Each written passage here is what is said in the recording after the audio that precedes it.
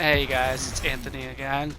Today's video I'm going to be talking about 1v1 the Slayer, because there are going to be some moments in the game where you're going to be alone facing the Slayer, but hopefully you have a good enough of a teammate to not let that happen. But before I get into it, I want to talk about the situation with Mick Gordon and ID Software. I heard they were messing with the soundtrack without his permission. I don't know why. After listening to the soundtrack for this game, I went to go listen to June 2016, and he even did a good job for that game. So why even mess with the soundtrack? Because of that, he might not even come back for the next game. Like, why do this? Why you do this?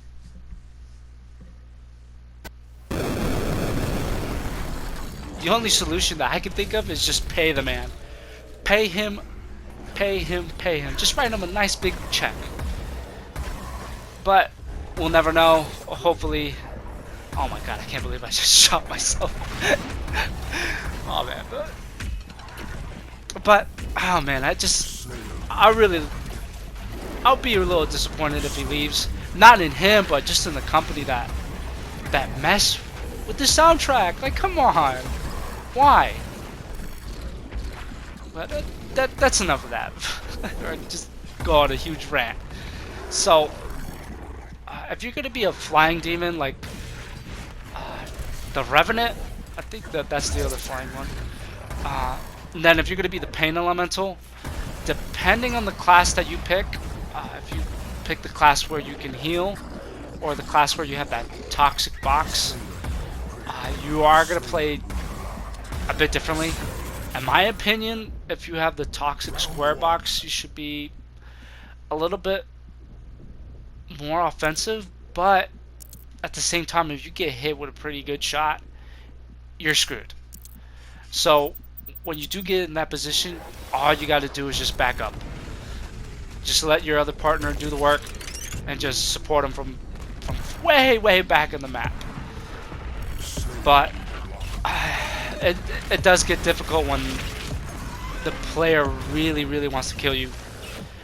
But at the same time, you can get them, because if they get too desperate, they just ignore their ammo, their health, their armor, and that's where you can get them stuck in a corner and pretty much get them. But I'd just be very cautious when being an offensive demon in general. It's just, there's a lot of risk reward to it. With the Arcville or Arcvile, whatever. My playstyle, I like to be a lot more defensive. It's just since you have that shield, and then at the Slayer, depending on the player that you get, if they're like really offensive on you, you can just catch them in the corner. And I've had several players where they have no idea what to do when I pull up that shield, because they're thinking that, oh, they can go right through that. But those are for just the noobs. But for the really good Slayers, it does get really difficult. Like right there, the minute I noticed that my health was really low, I should have just ran. If you guys are going to complain about players running, then don't play this game, because you're going to have to run as the Slayer and the Demon. And I understand that it gets frustrating. I get frustrated when they start running, because you just want to kill them so badly. But when it gets to that, you just got to be really patient, know how to move around the map, like use those swinging bars, the portals. If you got a guy talking shit in the mic saying, oh, you use the portals too much, then why are you playing the game?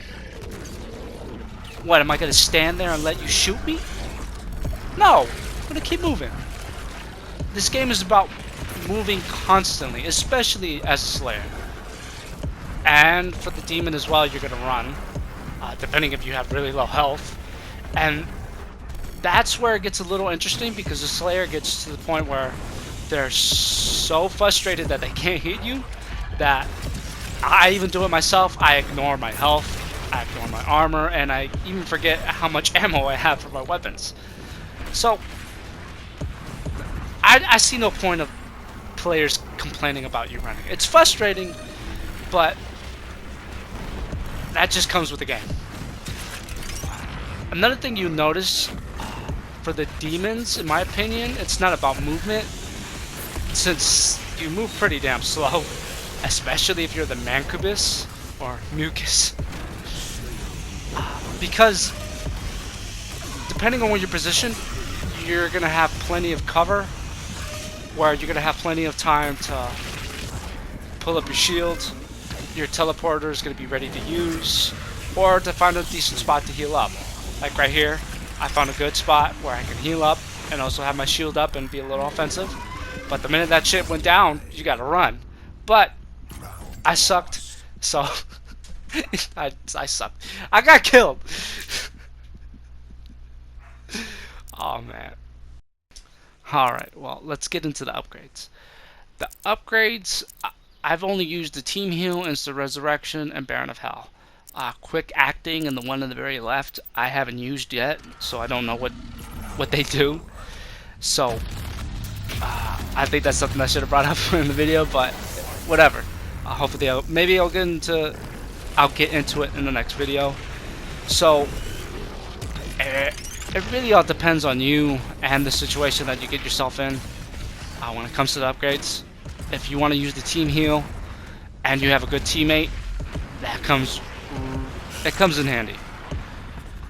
But at the same time, you have a teammate that just does nothing and doesn't know what to do, and it's just constantly getting themselves killed. You're like, what the hell? Why'd I get this upgrade when I could have used the Baron of Hell? But that you just gotta keep an eye out for your teammate. See if Team Heal, the Baron of Hell, or Instant Resurrection will be the best upgrade for the current situation. Instant Resurrection, I ran with it in this game because I noticed that my teammate wasn't that bad and he wasn't that good. He was a little bit too aggressive in my opinion, but he tried to get the job done. Like I can't take anything away from him. It's just he was a little bit too aggressive in my opinion. So that's when the Instant Resurrection came. It came in handy. But a teammate getting killed constantly, you're just like, damn, why'd I get this upgrade when he's just gonna keep dying constantly? So, like I've said, it's all up to you, and depending on the situation. I normally like to run with the Baron of Hell because it just gives that additional pressure on the Slayer. Because the Baron of Hell is a pretty big demon, and it blocks your movement when you're playing the Slayer, and it just gets them in a nice spot where you can get them stuck, and then you just melt their health away, especially if you have the Arc Vial. But well, it depends on the demon you pick. Right here, I should have just ran. Look, I'm just constantly moving. But again, the movement aspect of the demon is not very big. I'm just looking for positions where I have plenty of cover, like right here. Like, look at that. Look at how much health we took away from the Slayer. But let's just look at that. It was so close. It was so close. I could have been a little bit more aggressive, but we both could have died easily. Right here, I made the mistake of not using the Instant Resurrection. That was a stupid move of me not to use it. I don't know why. But you can't win them all, especially 1v1 Slayer. And especially a really, really good Slayer. A decent Slayer, you can pull it off sometimes, but you never know. Another tip to keep in mind is to keep an eye out for your abilities to see how long they will last. Mine lasts about 5 seconds for the shield. It may seem short, but trust me, it's not fast enough. Especially when they got you locked on with rockets. Or if he's using that, man, I really should start remembering the names of the mods and the weapons. Especially if he's using that laser. I think it's called the Gauss gun.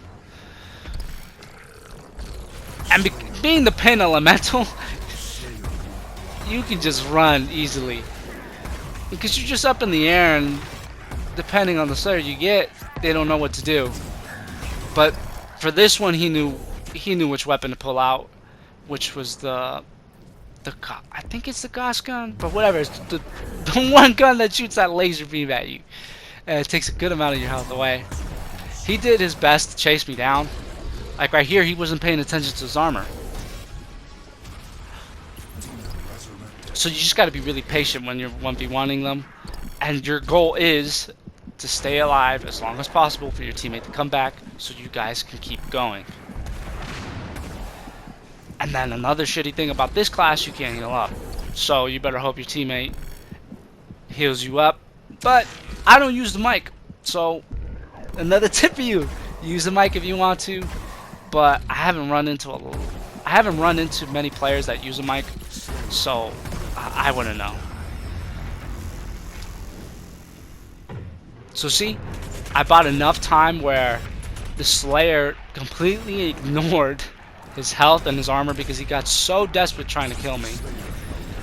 And at the same time, this game was close because my teammate should have just ran away, but he risked it by staying there trying to kill the Slayer because his health was so low. So it's a lot of risk reward, and if you want to stay with low health and try to kill the Slayer, or you can just simply run and wait until your teammate comes back. So the point of this video, it's not to encourage you to be in 1v1 situations, because at the end of the day, if the Slayer is really good, I don't know if you can pull it off. Like, I'm not that good. I'm an average player. Like right here, I should have supported my teammate a lot more, but he got killed. It is what it is. I did the best I could, especially as the Pain Elemental. You don't want to be in those tight corners. So yeah, just don't take this 1v1 situation so serious. Just do the best that you can with what you got. Especially, this is about a team gameplay. I don't even know how to say it. It's just you rely on your teammates so much, and if your teammate's not that good, you feel like you're just screwed over, and there's nothing you can do. Like right here, the Slayer was alright. He was an okay player. He seemed like a noob. I don't know what the hell happened to my teammate. He left or something, but I managed to pull it off. And at the end of the day, when it comes to this channel, I'm gonna keep saying it: you guys gotta constantly play the game to get better. Consistency, I wouldn't say is the key to getting better at a game, but just the more you play it, the more you gotta get yourself in these situations like 1v1 the Slayer, having low health, what to do if you both have low health. You know what I mean? You just gotta get yourself in these new situations that you're not familiar with. So before I end the video, I did notice in my last video on my it was technically a review of Doom. Oh my god, I can't even jump on top of the fucking building.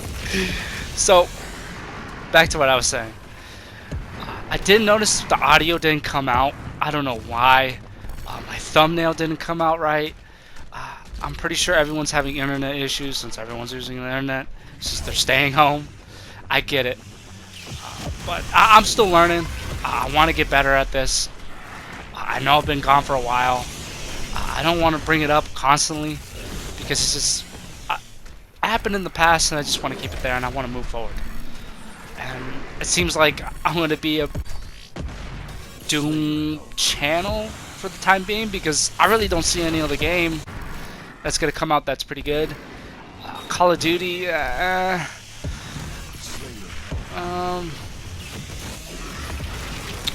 trying to think of other games, but I'm going to be sticking around with Doom. I might go to Mortal Kombat, but who knows. Like always, guys, thanks for watching. Like the video, share the video, subscribe, give me a comment. Just support me whatever way you can. Thanks for watching, guys, and keep your chin up if you're having a shitty day due to this COVID-19 shit. But It is what it is. Thank you guys so much for watching. Have a good weekend.